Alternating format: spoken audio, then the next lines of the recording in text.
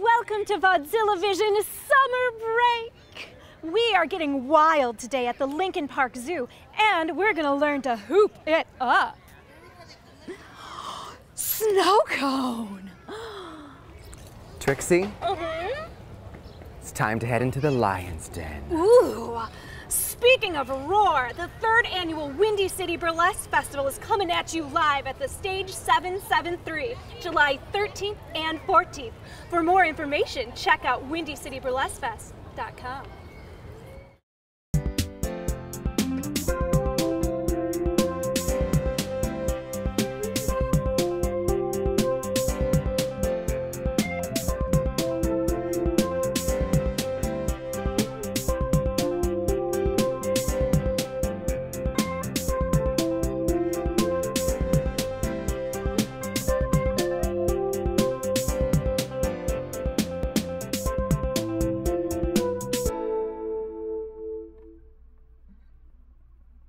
Hi, I'm here with the hooptastic Coelti of Hula and Chicago Hoop Dance.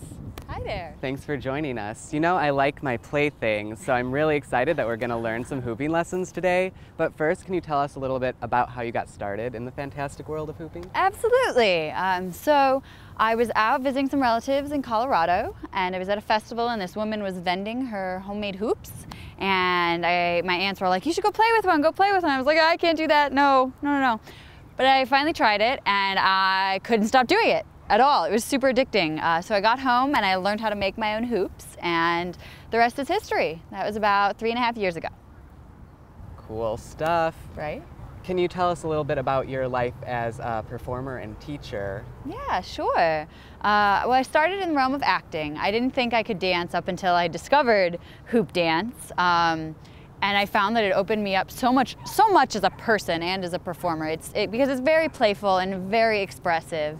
And it's good to like get out of your mind and into your body using a toy. Oh yeah, I like getting into some body. So with all that, where can we find you in the city if we want to learn or see you? Well, I teach classes throughout the city, and I'm also a street performer. So often you'll see me riding my bike around town with my hoops strapped around me. I teach at the Logan Square Farmers Market on Sundays, and my next show that you'll see me on stage is July 21st at the Double Door for the Raw Artist Showcase. And then on July 22nd, that Sunday, I'm hosting an event called the Chicago Hooping Life Premiere. So you can find more details about that online.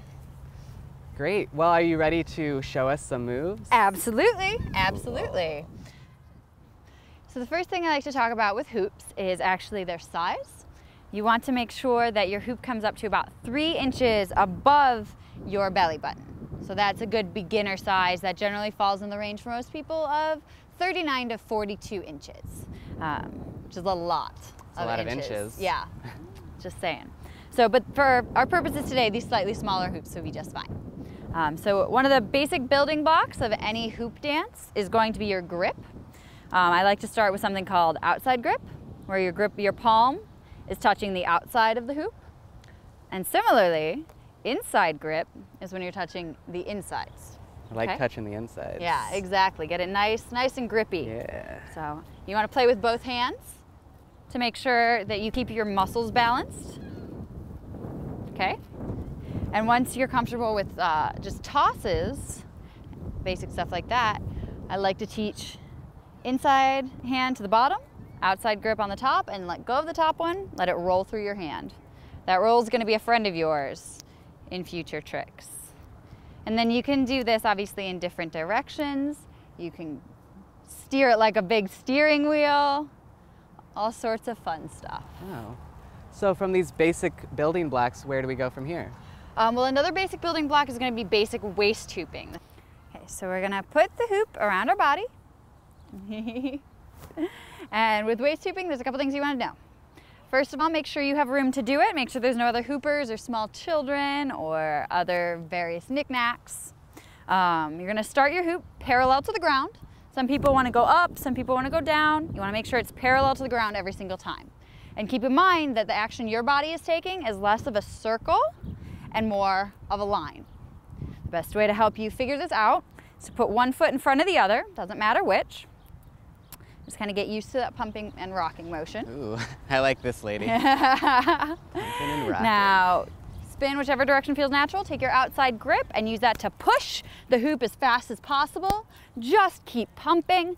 And if it falls down, that is totally okay. It happens to everybody. Best thing you can do, don't take it personally, just pick it back up and keep going. Oh, good Okay? life lesson. It's so true. Again, the faster you go, the more stable it is. And some people find it helpful to push against an imaginary wall. Exactly. If it starts to fall, you can also just duck and shimmy to get it back on your waist. And then speed up. So what can I take away as a burlesque dancer from hooping? As a burlesque dancer, if you're familiar with any sort of prop manipulation at all, you can translate that to this hoop. It can be a pole vertically or horizontally. You can actually use it to frame and accentuate any part of your body without ever even putting it on your waist. Yeah, exactly. Where do I take it from there? Where do you take it from there? Well, you can do something like this. If you practice. Practice makes perfect.